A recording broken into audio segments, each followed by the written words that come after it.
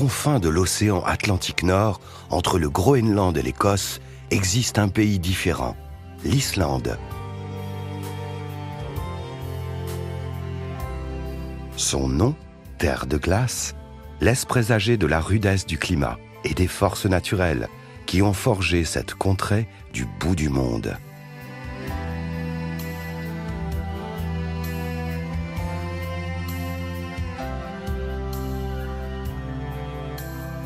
À cheval sur la dorsale médio-atlantique, l'île volcanique peut sembler inhospitalière.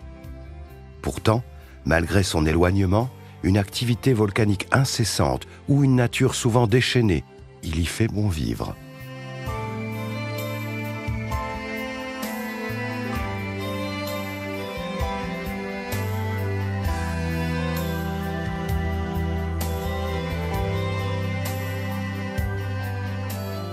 Ici, les hommes ont appris à vivre en harmonie avec l'environnement qui les entoure et à profiter de ses étonnantes largesses.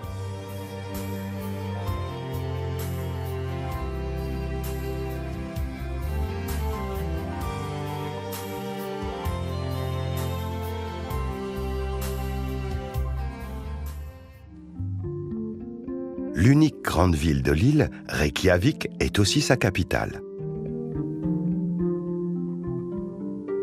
Son histoire commence au IXe siècle, lorsque des Vikings venus de Norvège découvrent l'île.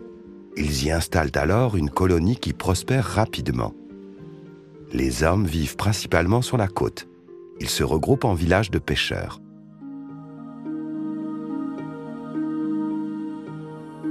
En 930, les chefs de différents clans répartis sur le territoire décident de former une assemblée, l'Althing. C'est la plus ancienne assemblée du monde.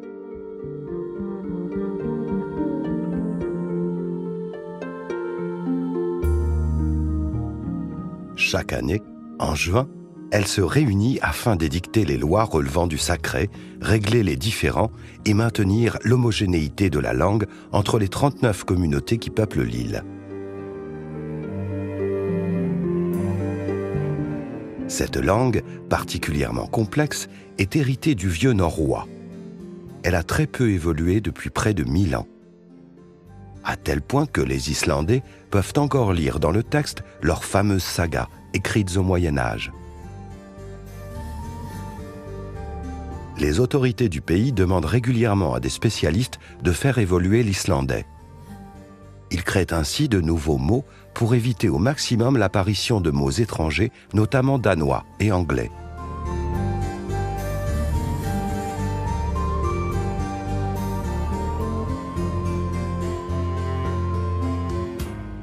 La situation géographique de l'île, au point de rencontre des plaques tectoniques américaines et européennes, en a fait un point chaud, c'est-à-dire un endroit de la surface du globe où l'activité volcanique est permanente. L'Islande compte en effet plus de 200 volcans, dont la moitié demeure en activité. Le Landmannalaugar est l'un des principaux sites touristiques du pays. On y vient faire des randonnées au milieu de paysages époustouflants, forgés par la lave.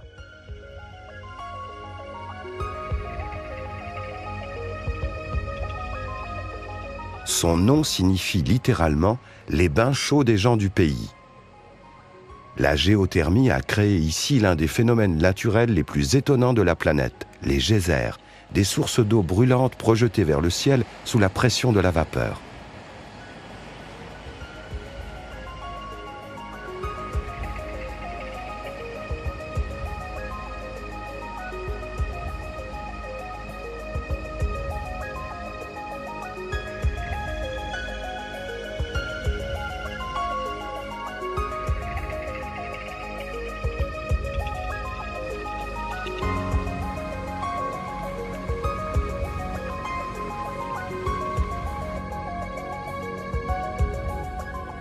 L'Islande est le seul pays au monde où l'on peut si bien observer une faille géologique.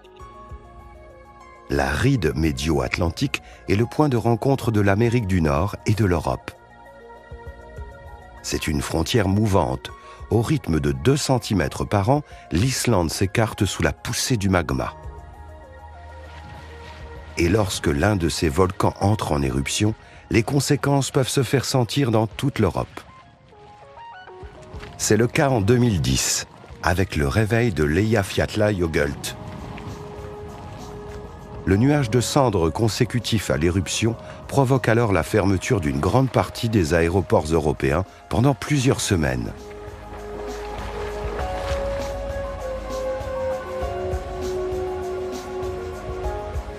Les vastes cratères de ces nombreux volcans toujours actifs sont les témoins de cette activité incessante.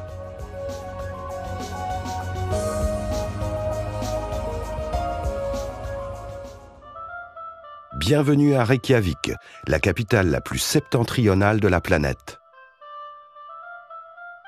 Avec presque 200 000 habitants, elle abrite près des 2/3 des Islandais. C'est d'ailleurs la seule grande ville du pays.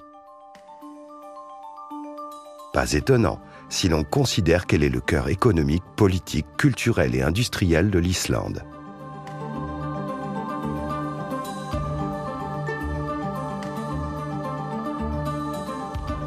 La ville est fondée en 874 par Ingólfur Annarsson, un viking venu de Norvège.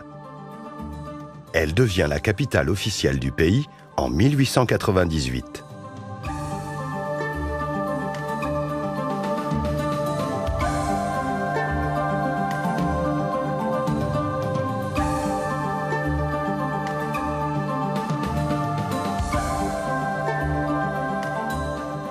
Le marché de Reykjavik reflète bien les habitudes alimentaires du pays. Les terres volcaniques et la situation géographique de l'Islande ont rendu l'agriculture presque impossible. Et importer des fruits et des légumes frais coûte cher. Voilà pourquoi les Islandais se sont tournés vers une ressource quasi inépuisable, le poisson.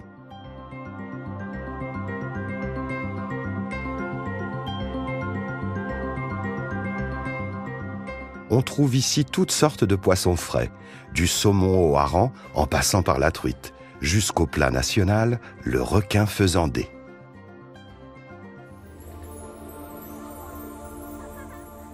Autre institution locale, les piscines d'eau chaude. La ville s'est développée le long d'une baie qui abrite de nombreuses sources d'eau chaude. Reykjavik signifie d'ailleurs la baie des fumées. C'est donc tout naturellement que les hommes ont exploité ce cadeau de la nature. On s'y retrouve le matin et le soir, comme dans un café. Ici, les piscines ne sont pas chlorées. Une hygiène irréprochable est donc demandée aux utilisateurs. Il existe un nombre incalculable de ces piscines dans tout le pays. Le Lagon Bleu, à 40 minutes de la capitale, est le plus connu de ces bassins d'eau chaude. La couleur turquoise, qui a fait sa réputation, s'explique par la présence d'une algue bleu-vert dans ses eaux.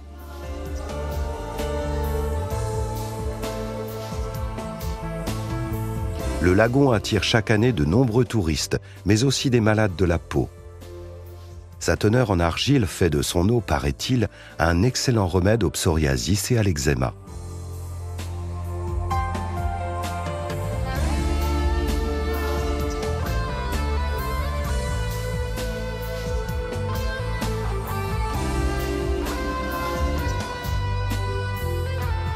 La géologie unique de l'Islande a doté le pays de ressources énergétiques exceptionnelles, bien supérieures à ses besoins.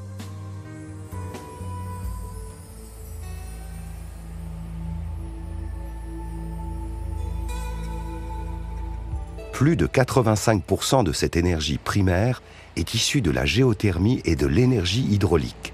Elle est donc renouvelable. La température de l'eau présente dans le sous-sol peut atteindre plusieurs centaines de degrés. Cette chaleur est récupérée dans d'immenses usines pour générer de l'électricité.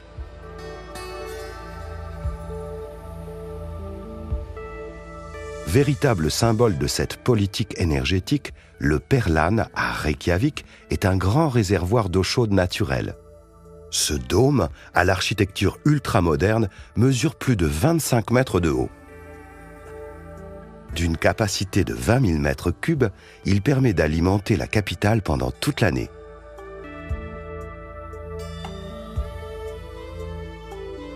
Des tuyaux ont même été installés sous les routes et les trottoirs de la ville afin d'éviter qu'ils gèlent en hiver.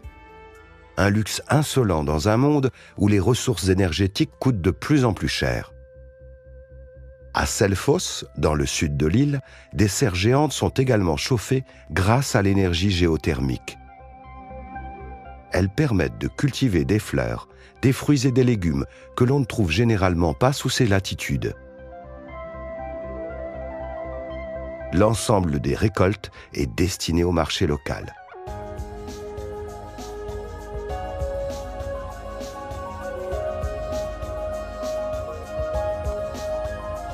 Les Islandais ne sont d'ailleurs pas peu fiers d'être les premiers producteurs de bananes d'Europe. Cette énergie bon marché profite également aux grandes entreprises. Elle a notamment attiré les géants mondiaux de la production d'aluminium, une industrie particulièrement énergivore. En pleine expansion depuis les années 70, le secteur est devenu l'un des principaux moteurs de l'économie islandaise.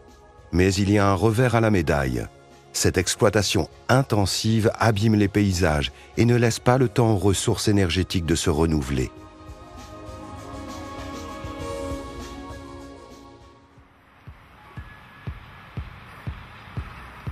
Toutes ces richesses ont transformé en profondeur la société.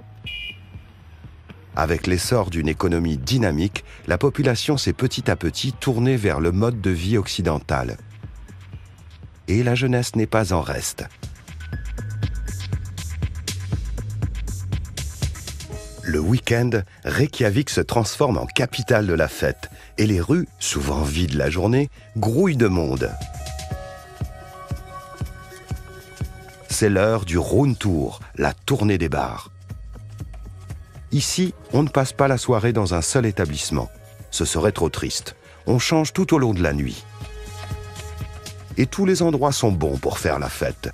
Pub, bar branché, voitures de location, discothèque, salle de concert ou tout simplement la rue.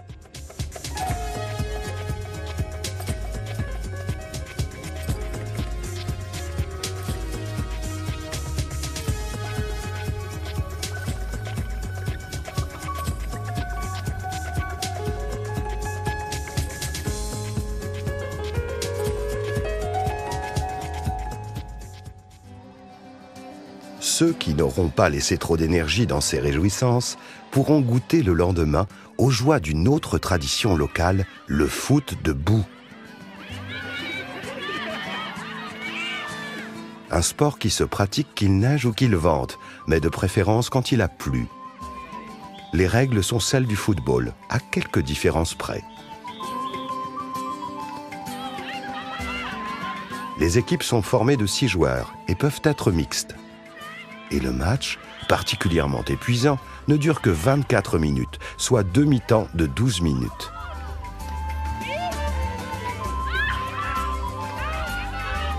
À l'issue de ce combat éreintant, rien ne vaut un petit tour dans un torrent à 2 degrés pour se débarbouiller. Avis aux amateurs.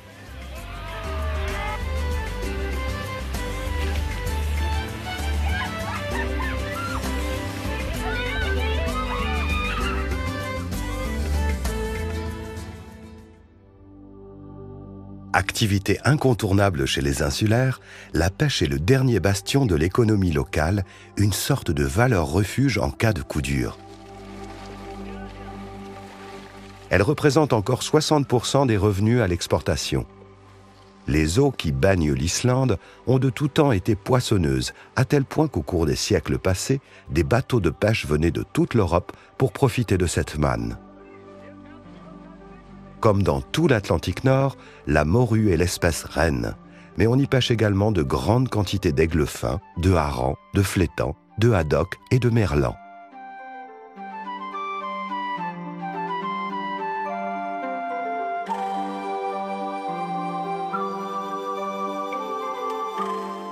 À terre, l'animal qu'on croise le plus est sans conteste le mouton.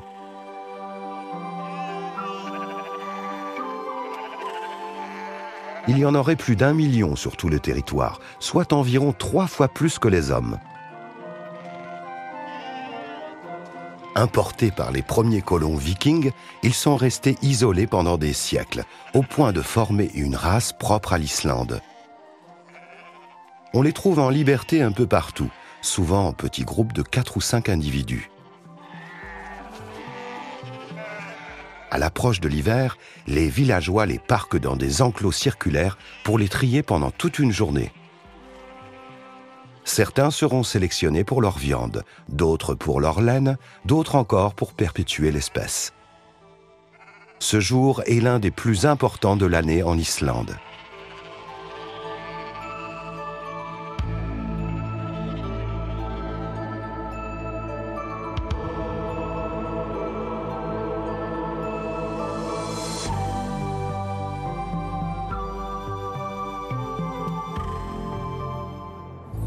Les 5000 km de côte que compte l'île proposent des paysages aussi beaux que variés.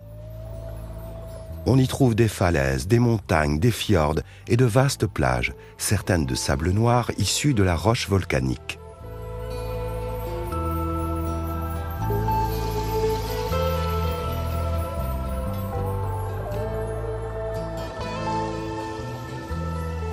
Ce littoral est le plus souvent désert et sauvage.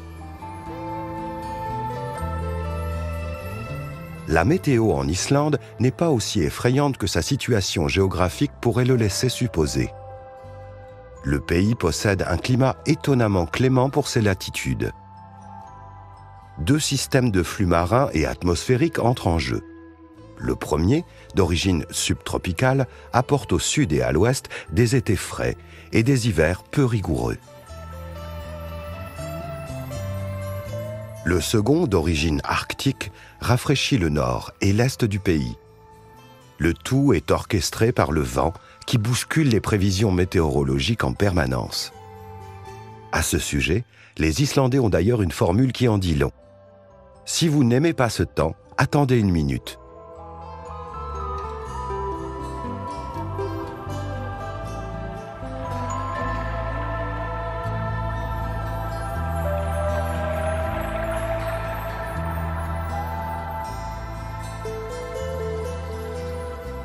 Ces côtes, souvent désertes, sont un paradis pour nombre d'animaux. Parmi eux, les phoques. Il y en aurait plus de 50 000 en Islande. Sur les 7 espèces de phoques présentes sur l'île, les 2 principales sont les phoques gris et les phoques veaux marins. Les gris s'observent sur les côtes rocheuses du sud de l'île, tandis que les phoques veaux marins leur préfèrent les plages de sable.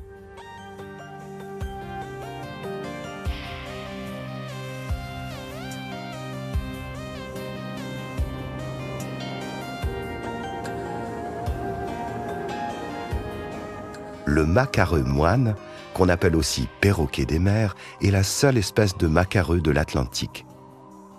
Cet oiseau marin vit en haute mer et ne revient sur la terre ferme que pour se reproduire. Les falaises désertes d'Islande sont le lieu idéal pour nicher.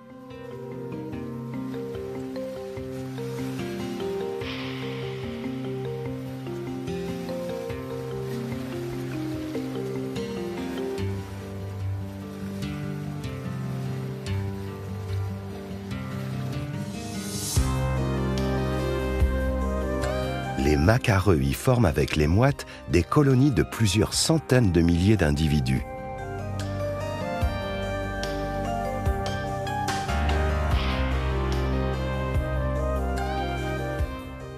Le relief tourmenté et l'eau issue de la fonte des neiges et des glaciers ont parsemé l'île de centaines de cascades. Certaines font plus de 200 mètres de hauteur. C'est un spectacle prodigieux.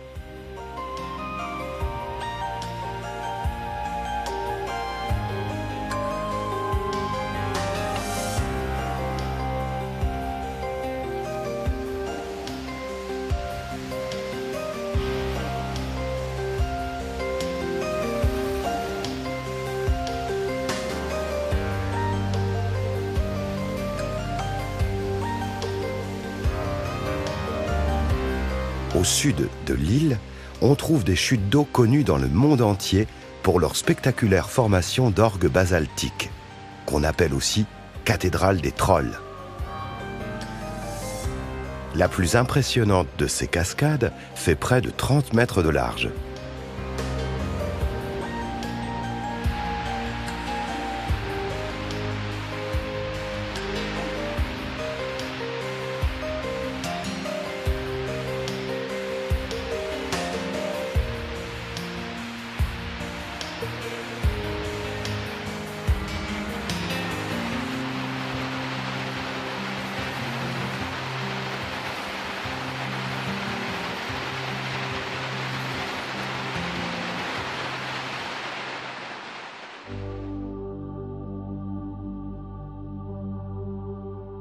Autre monstre géologique emblématique de l'Islande, les glaciers.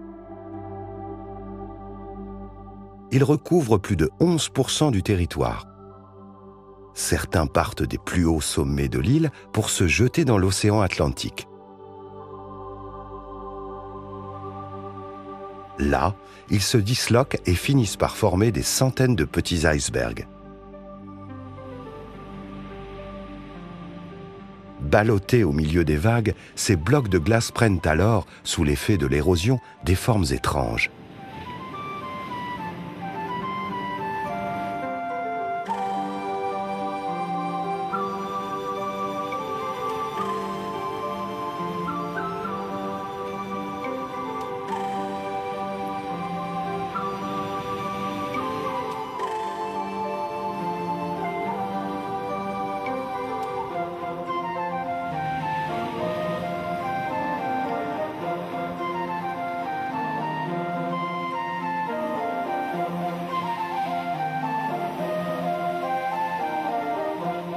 Leurs reflets bleu-vert se détachent sur les plages de sable noir et l'eau sombre. Le soufre issu des volcans leur donne même parfois une couleur jaune ou orangée.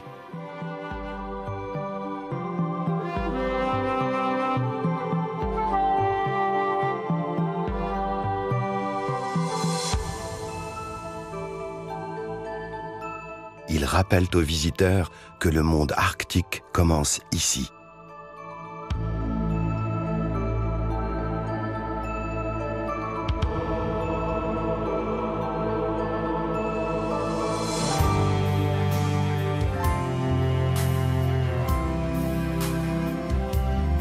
Les forces de la nature ont fait de l'Islande un pays bouleversant. Sa beauté sans phare, sauvage et authentique subjugue les hommes qui ont la chance d'y passer un jour.